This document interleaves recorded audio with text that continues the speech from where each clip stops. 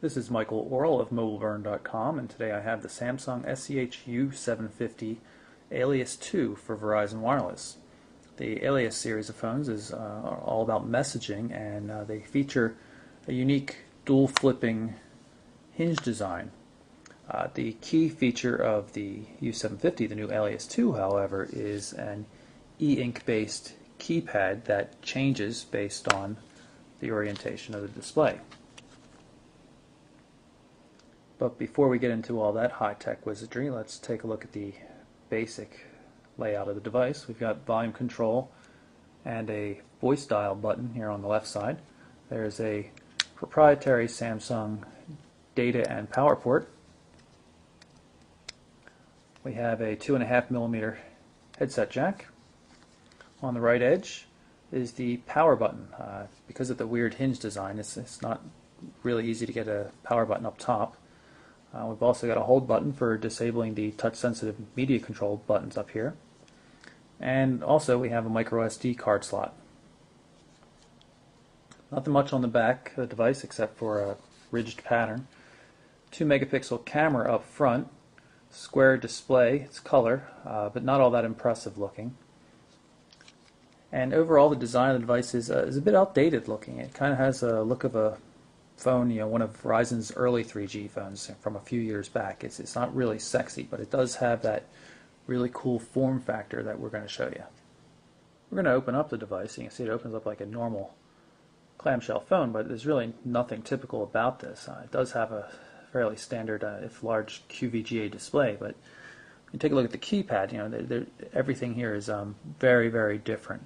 There's no dedicated D-pad. Instead, what we have here is a grid of buttons, and all these buttons can change layout based on the e-ink technology. Let's try to get a little closer. And the great thing about e-ink is it's really like electronic paper.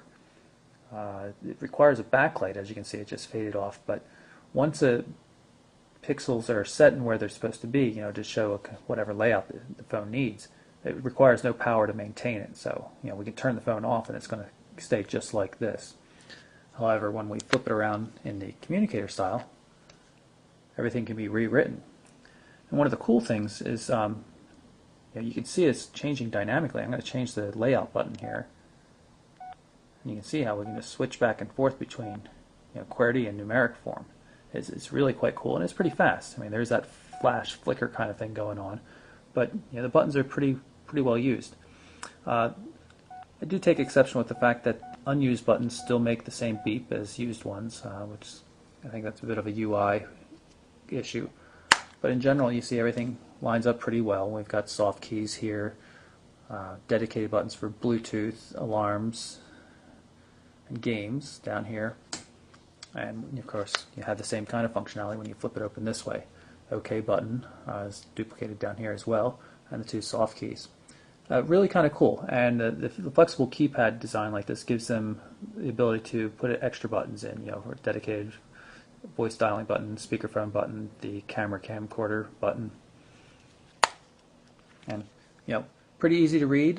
In terms of using it as a regular phone, maybe a little bit more difficult just because you don't have the same kind of guidance. It's just everything's just one big grid of buttons here. But when it comes to QWERTY input, I find that this QWERTY layout really works well. It's something, it feels very good, very normal. You've got the wide space bar still. The keys have a nice feel to them. It really works quite well. What this system lacks, however, are the dedicated hardware buttons you expect to find for call send, call end, clear. I mean, there are buttons here now, but they're just lost in a sea of other similar square buttons. Another minor UI glitch is even when you're in a system, like the menu here, or some other part of the phone, these buttons, like the camera button, are still here, still showing the camera icon, but they don't work. Obviously, the phone has the ability to turn things on and off. It just the designers didn't get that far in terms of making things quite accurate. I should be able to control the speakerphone, you would think, from here, but nothing happens. No beep, but even though we have a beep with the camera, so a lot of inconsistencies here, but they're on to something in general.